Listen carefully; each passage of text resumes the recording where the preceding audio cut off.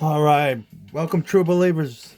This is your host, John, and I'm the host of the Freedom to Draw Unsolved Mysteries. Today, we have a case of a possible victim of a serial killer named Ted Bundy. We've been doing these cases all week. There is little information on the unexplained death of this girl right here, but she was found in the Salt Lake City, Utah International Airport. Very little pictures are on this girl, and it's very mysterious, the facts about this girl's history. But we're going to draw her. It's going to be a quick one today. Let's get ready. Let's get set to get into the case of Deborah Diane Smith of Salt Lake City, Utah.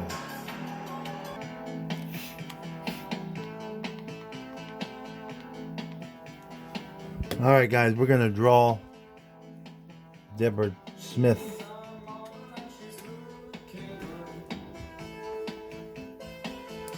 And we're going to tell you what little information we do know about this girl.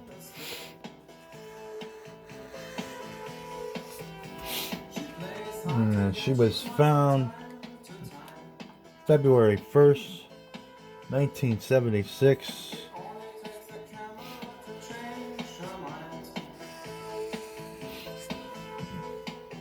And the date of her birth was 12/26/1958.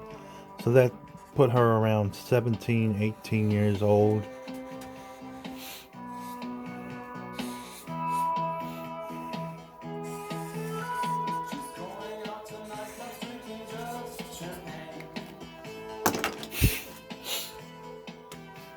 Five seven, 180. And the police that are dealing with this unsolved homicide, Salt Lake City Police.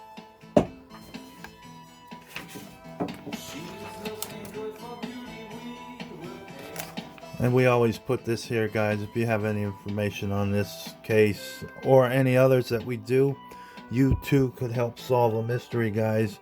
Or leave a comment in the comment section on these videos. Take a picture of this in your mind. Remember it. Take a picture with your camera. Call these places if you have any information on any of the cases that we show on this channel.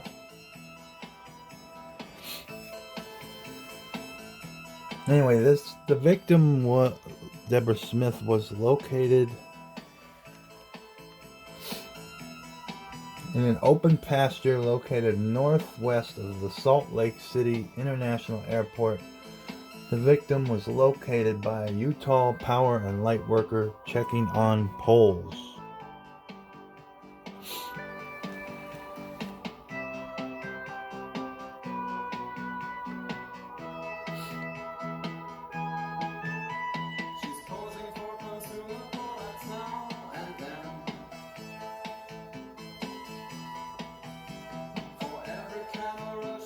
And that is it for the information on this girl unexplained death. But now she is a suspected victim of serial killer Ted Bundy, and I'm going to read you an article on the type of shit that Ted Bundy tried to pull off before he was set to die in 1989. This is a 1989 article in the Desert News from Utah, Salt Lake City, Utah. After waiting and wondering the fate of her young daughter, who vanished into thin air from high school parking lot 14 years ago, Belva Kent may finally be on the verge of an answer. Kent, like Utah lawmen from several jurisdictions and family members of other victims, were anxiously waiting information that could solve the disappearance and murders of 8 Utah women in the mid-1970s, unsolved cases that have haunted detectives for more than a dozen years. Salt Lake City County Sheriff Detective Dennis Couch conducted a 90-minute interview Sunday night with condemned serial killer Ted Bundy, who provided specific times, dates, and places of some Utah murders and vague information on others. Bundy has given information to another investigator from Washington State that there were a total of 8 Utah victims, said Salt Lake County Sheriff Pete Hayward, who refused to comment on just how much information Bundy gave Couch.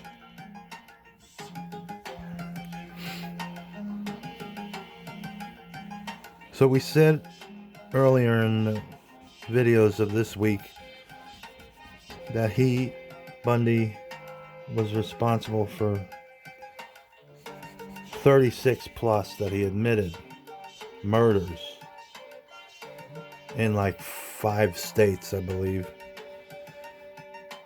But people speculate that there's been 100, maybe a little over 100.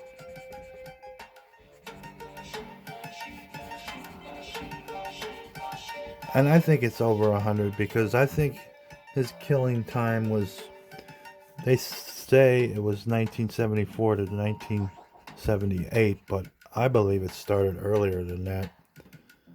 And he had a few under his belt before 1974. I tend to think that he had a lot under his belt before 1974.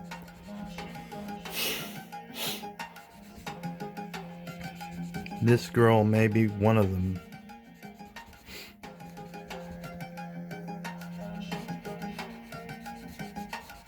And Joyce LePage might be one of them.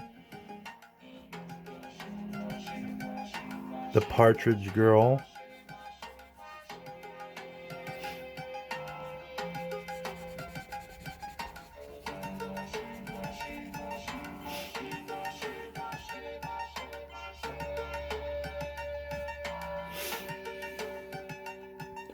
Bundy talked in specifics about the 5 cases we pointed out to him, but beyond that, I don't want to comment at the time. Utah investigators, presumably officers from Salt Lake City, Utah, and Salt Lake, Utah, and Davis counties, will now pore over information contained on tapes, some of which are particularly gruesome. Couch went to Bundy's maximum security prison cell at the Florida State Prison last week to talk about 5 cases in particular. Nancy Wilcox, who disappeared October 2nd, 1974. Melissa Smith, who was kidnapped October 27th, 1974, and was later found murdered. Laura Amy, who was kidnapped November 27th, 1974, and who was later found murdered. Deborah Kent, who disappeared November 8, 1974, and Nancy Baird, who vanished without a trace July 4th, 1975. At the request of BYU Police Chief Robert Kelshaw and Salt Lake City Detective Pat Smith, Couch also wanted to talk to Bundy about 2 other cases: the 1975 disappearance of 14-year-old Sue Curtis from a BYU youth conference, and the killing of 17-year-old Debbie Smith, whose decomposed body was found April 1st, 1976, near Salt Lake International Airport. Now it says April 1st here. It said February 1st on the other article, but I think it was April because the other article had a misprint. It said she was 6'7". She's not 6'7". I guarantee you she was not 6'7".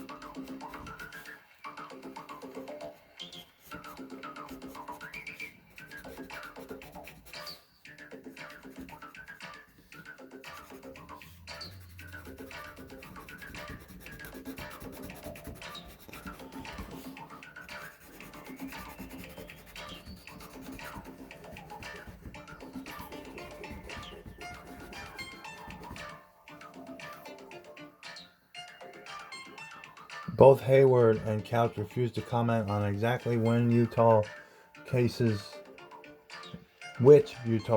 Bundy confessed to. We want to make sure every bit of information possibly is given to the families of these girls before we make that information public, said Hayward. We also want time to go over all information with different police agencies involved and analyze it before we make any statements.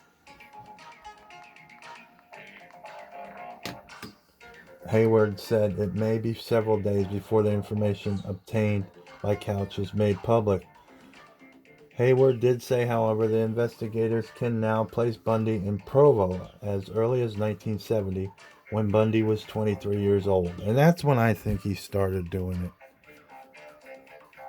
He may have one or two before 1970, but he started his reign of terror in 1970, I believe, and it just went till 1978. He was that good at it, and he never left any evidence from what I know of him. And this one doesn't fit this. Although this girl does have the parted hair down the middle, that was one thing that he liked. But I don't think this is one of his victims. Doesn't usually leave evidence laying around in a field. The evidence being the body of this girl.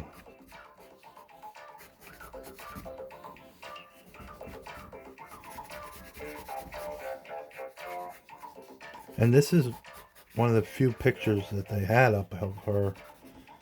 She just doesn't look the part of the typical Bundy victim. They didn't have acne like this right here. Bundy didn't go for girls with acne.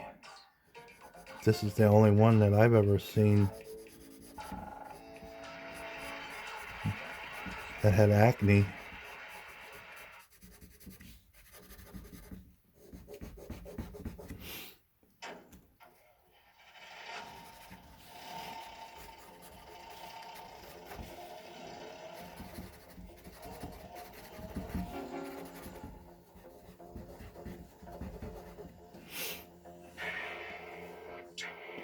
Hayward did say, however,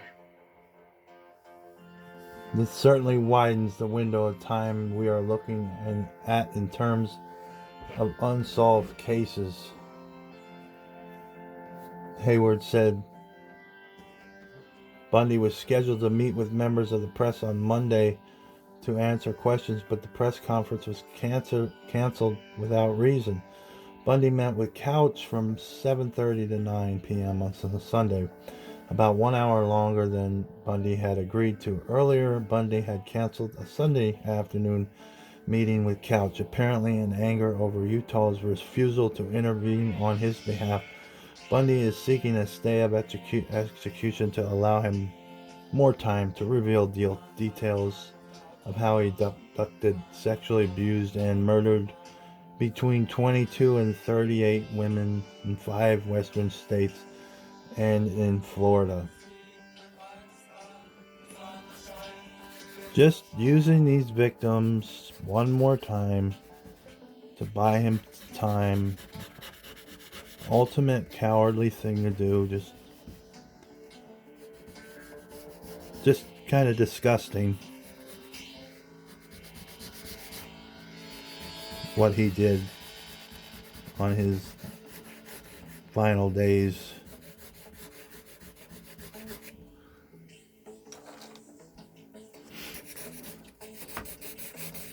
Manipulating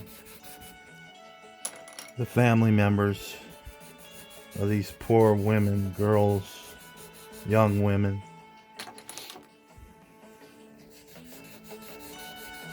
Pretty reprehensible.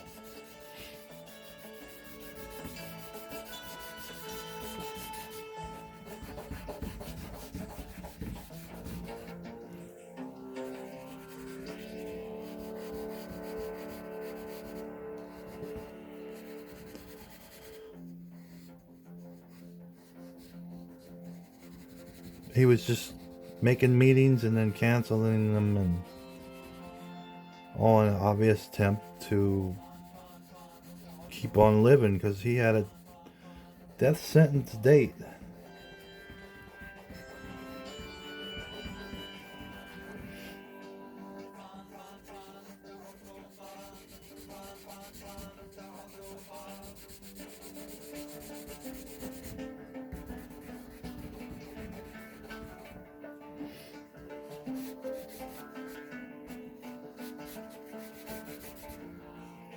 Bundy's attorneys called and simply wanted to know if I was interested in coming to Florida. They said they wanted a representative from our office to come, said Utah Attorney General Paul Van Dam. I told them Detective Couch was an acquaintance and that he had worked for me before and that I believed he could handle our representation. They suggested that the interview would likely take more than a couple of days. I told them I was not willing to be an advocate for the delay. If they wanted to talk, fine, but that I would not intercede. Florida's Governor Bob Martinez had repeatedly refused Bundy's offer to exchange information on the killings for a stay of execution, saying he would not negotiate with a killer. Bundy has said through his attorneys that it could take several months to recall details and tell all he knows about the killing. So far, Bundy has confessed to killing 8 women in Washington State, 2 in Idaho, 8 in Utah, and 3 in Colorado. He is also under 3 death sentences in Florida for the 78 bludgeoning deaths of 2 Chi Omega sorority sisters in Tallahassee. He is scheduled to die early Tuesday morning for abducting and killing a 12-year-old Kimberly Leach from Lake City, Florida. Desperate measures from a desperate man. Maybe, looking back, the governor might have wanted to entertain him for a couple more months. They might have got more information and then just pulled a kibosh on him. I would have done that if I was in charge of it. I would have played along with them. Sure, we'll give you a stay, however long you want. And as soon as we got a couple more murders under the books, then it would be off with your head, Bundy. You thought you were playing us, now we're playing you. But it's hindsight's 2020. Now looking back, probably the family members would have liked to done the same game.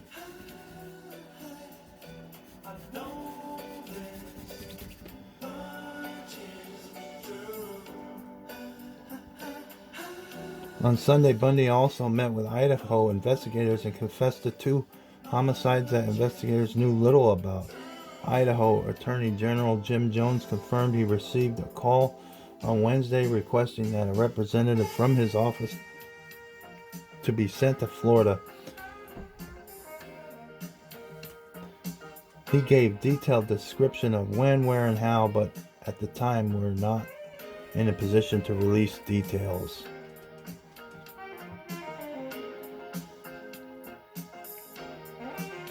Besides Idaho, authorities from Colorado and Washington state remain at the prison hoping for more time with Bundy before his 5 a.m. meet with Old Sparky, Florida's infamous electric chair. Lawmen were said to be increasingly getting frustrated with Bundy, the 42-year-old condemned man, whom they accuse of orchestrating the circus-like events and circumstances surrounding confessions.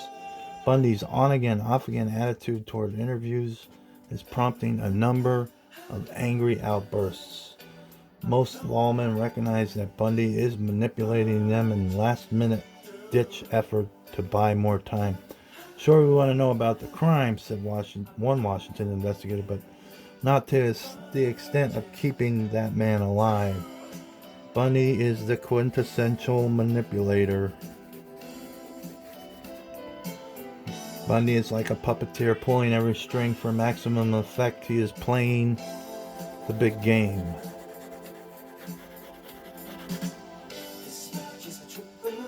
He's at the height of his glory now. He has everyone dangling from the string, and he loves it. Unfortunately, the game playing could mean that the bodies of 5 of the 8 Utah victims will never be found. While one reports that Bundy gave Couch maps of where he dumped and buried the bodies, Hayward said it may not be enough to pinpoint exact locations. While the interview revealed considerable detail about Bundy's Utah crimes, Bundy was reportedly detached and very tired.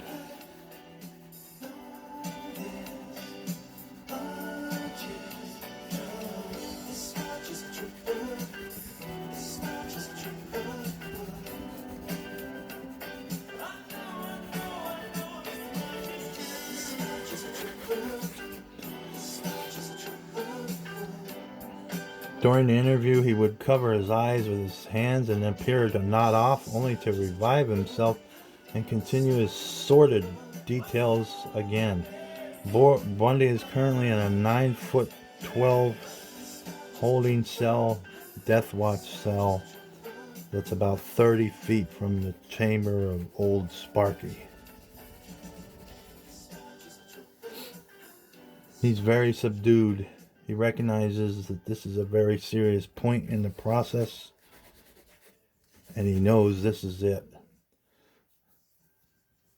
Bundy's attorneys haven't thrown in the towel. Well, they should have, because that was it. So, what Bundy tried to do was orchestrate the media to his benefit.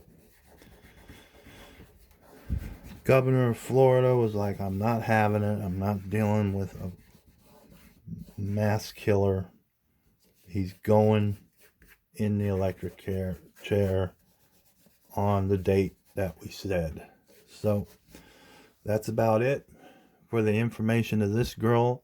I want to say in my gut instinct that this is not one of his victims. It doesn't seem like the MO of what Bundy would do. So with that being said, peace out, true believers.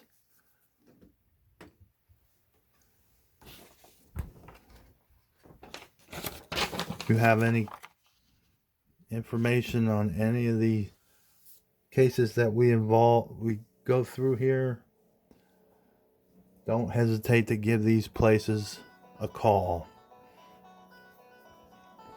or text them or whatever. Leave a comment below. Give us a like, give us a subscribe, give us a comment. They're all positive things that we check every day at the channel. Peace out, true believers. Sorry we couldn't give you more information on this girl, but I barely could get the picture.